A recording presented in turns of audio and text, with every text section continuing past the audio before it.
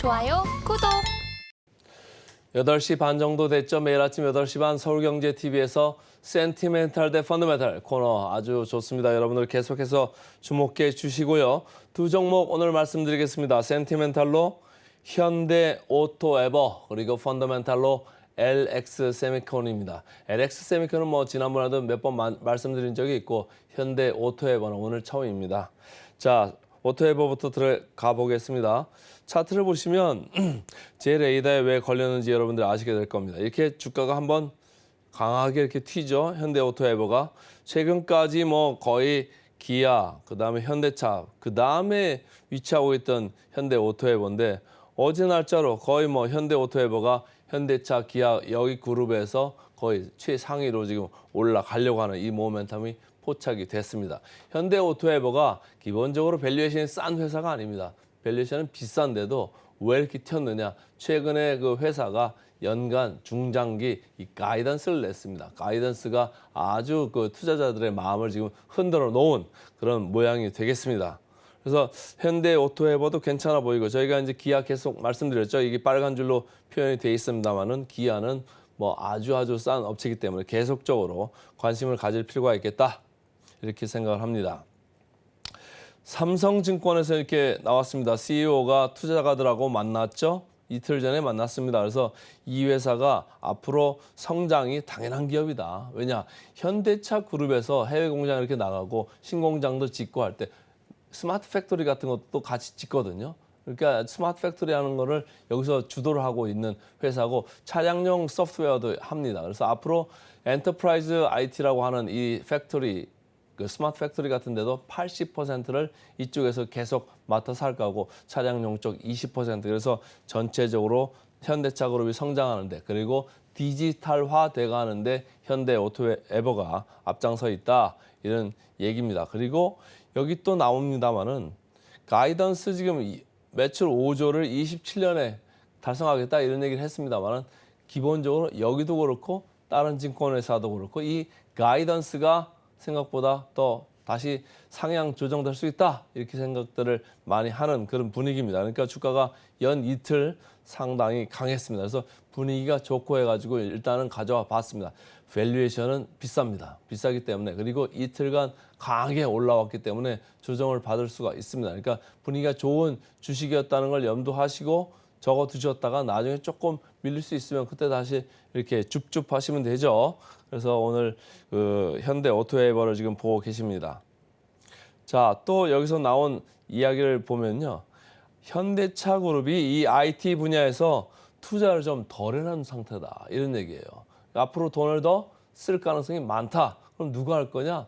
현대 오토에버가 담당을 하니까 당연히 이 회사를 좀 쳐다봐 달라. 이런 얘기인 거죠. 그래서 현대 오토에버 매출 목표도 상회했고 디지털화 하는데 현대 오토에버가 앞장서 있다. 그래서 수혜를 많이 받을 거다.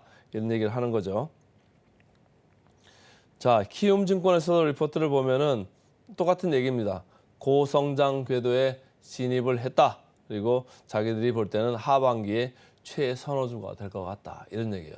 지금 뭐 밸류에이션 얘기를 계속 말씀을 드립니다만 밸류에이션 상관없이 이 회사가 제시하는 가이던스 그리고 현대차 그룹의 해외 공장 증설 이런 모멘텀에 아주 수혜를 많이 받을 거다. 이런 생각들을 하는 거죠. 자, 주가 보겠습니다. 제가 말씀드린 대로 이틀간 엄청 올랐습니다. 12만 원대에 있다가 이게 뭐 14만 원까지 왔으니까요. 갑자기 뭐 2만 원이 그냥 튀었습니다. 그야말로 말 그대로 튀었고요. 누가 급격하게 사들어왔느냐? 기관이죠. 여기 눈에 보시는 대로 기관이 상당하게 급하게 사들어왔다. 이런 얘기입니다. 최근에 기관의 영향력은 그렇게 많지는 않습니다. 기관들의 뭐 돈 자금 유입되는 거, 펀드에 자금 늘어났다는 소리 그 들어본 적이 많지 않으시죠? 기관이 없는 돈 짜가지고 지금 현대 오토에버를 이렇게 급하게 샀다 이런 생각이고 외국인들도 여기에 약간은 동조를 한 모양이다 이렇게 이해를 하시면 좋을 것 같습니다.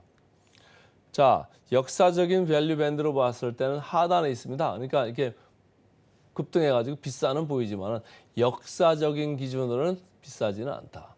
절대적인 기준으로는 상당히 비쌉니다. 그렇지만 역사적인 기준으로는 상당히 낮고 그래서 이게 지금 리레이팅 그러니까 주가 재평가에 나서나 이런 생각이 들 정도로 상당히 초반에 지금 강한 모습입니다.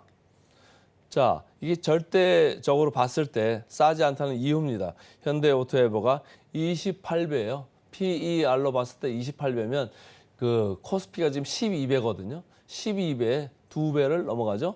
그리고 저희가 계속적으로 싸다 이렇게 말씀드리는 기아차 4.2배밖에 안 됩니다.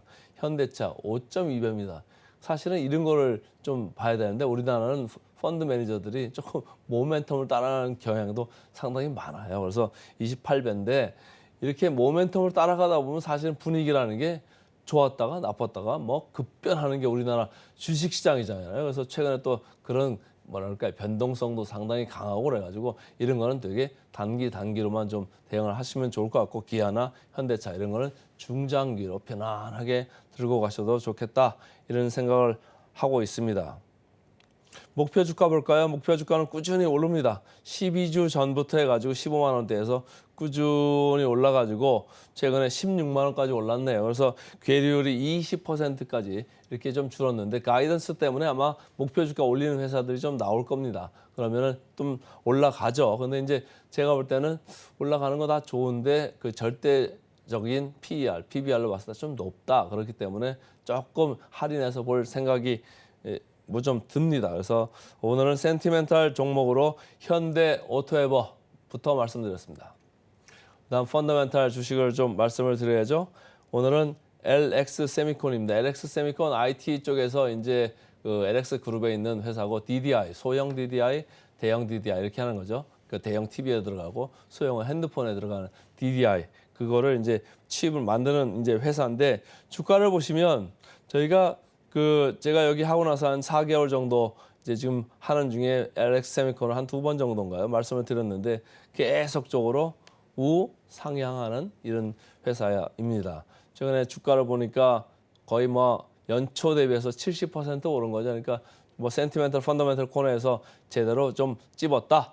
이렇게 보시면 되고 그때도 이제 뭐 전체적으로 밸류에이션이 싼 회사다. 근데 여전히 밸류에이션이 싼 편입니다. 그러니까 밸류에이션이 싼 것들은요. 그냥 조금씩 사 놓으시고 뭐 묻어 놓으시고 나중에 가서 조금씩 분기 실적 나올 때마다 좀 보시면은 뭐 좋죠. 자, 어제 저희가 이제 BCNC 말씀드렸는데 하루 종일 뭐 약세권에서 헤매는 것 같더니 또 조금 더 올랐습니다. 최근에 원익 QNC 자주 말씀드렸었죠. 센티멘털 펀더멘탈에서 특히 펀더멘탈에서 말씀드렸었는데 여기도 아주 싼 회사입니다. 그래서 여기도 최근에 주가 상승세가 심상치 않습니다. 어쨌든 LX 세미콘, 뭐 BCNC 좀 비싸죠.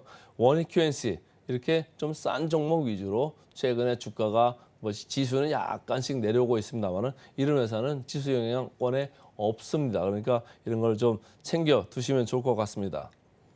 자, 키움증권에서 리포트를 나왔죠. 목표 주가를 15만 원으로 올렸습니다. 그리고 업종의 탑픽으로 유지를 하고 있습니다. 탑픽이라고 하는 건 최고로 좋아한다는 거예요. 최선호주다 이렇게 이제 말씀을 드리겠고 여기 보시면은 하반기에는 이제 아이폰용 소형 DDI죠. 소형 DDI로 조금 공급이 확대될 거고 24년부터는 OLED 아이패드용 DDI 여기도 좀 들어갈 거다. 그래서 P 가격이죠. Q 공급량입니다. 그러니까 가격 단가도 올라가고 Q 공급하는 양도 올라가고 그럼 회사가 이익이 당연히 좋아질 수밖에 없습니다. 그래서 상대적으로 안정적인 OLED DDI, 그러니까 대형 DDI 얘기하는 겁니다. 이쪽이 중장기적으로 실적의 안정성을 가져다 줄 거다. 그러니까 이렇게 회사가 부침이 있더라도 중대형 이쪽을 많이 보면서 갈 필요가 있다. 이 얘기를 왜 하냐면요. 지금 삼성전자가 OLED TV를 지금 얘기를 계속 하고 있잖아요. 그거 만든다. 그럼 누가 만들어주나요? LG 디스플레이가 만들어줍니다. 그럼 LG 디스플레이에 누가 DDR을 공급을 하죠? 바로 이 LX 세미콘에서 공급을 합니다. 그러니까 LG 디스플레이가 삼성전자의 그 대형 OLED를 공급을 못했었는데 이제 그걸 공급하게 되면은 결국은 LX 세미콘의 DDI가 계속적으로 들어가니까 그리고 시장 자체가 엄청나게 커질 거니까 이 회사가 수혜를 많이 볼 수밖에 없다. 그런 얘기고요. 여기 또 이제 신사업으로 하는 얘기가 좀 있습니다. 차량용 반도체 사업을 들어갈 거다 이런 얘기를 하는 겁니다. 차량용 반도체는 계속적으로 좋아질 수밖에 없는 거고 성장할 수밖에 없는 그런 거죠. 최근에 몇 년에 공급망 이슈 때문에 차량용 반도체를 구할 수가 없어가지고 차를 못 만들 정도였기 때문에 이 회사도 이쪽으로 좀 들어가는 거 아니겠느냐 이런 생각을 하는 것 같고요. 자, 하이투자증권에서 리포트가 나왔습니다. 그래서 WOLED 이쪽으로 더 많이 들어갈 거다. 그래서 삼성전자하고 끈끈해지면서 LG 디스플레이의 수혜를 여기서 간접적으로 받을 거다. 이런 얘기를 하는 거죠. 자, 주가 보겠습니다. 주가 지속적으로 쭉 이렇게 올라왔고요. 누가 주도를 하고 있습니까? 기관들이 2월 달부터 꾸준히 사들어와 가지고 계속적으로 주가를 받쳐가면서 이어가고 있습니다. 이게 이동평균선 이렇게 보시면은 밀리면 올리고 밀리면 올리고 이런 모습이죠. 그러니까 여러분들도 좀 참고를 하시면 좋고요. 역사적인 밴드로 봤을 때는 주가 재평가가 진행 중이다. 저는 이렇게 단언하고 싶습니다. 지금 이제 중앙 정도 왔으니까 더 올라갈 여지가 많다. 그리고 PER은 9.3배입니다. 원익 QNC도 싸다고 말씀드렸었죠. 9.8배. 그래서 되게 싼 주식들이 되겠습니다.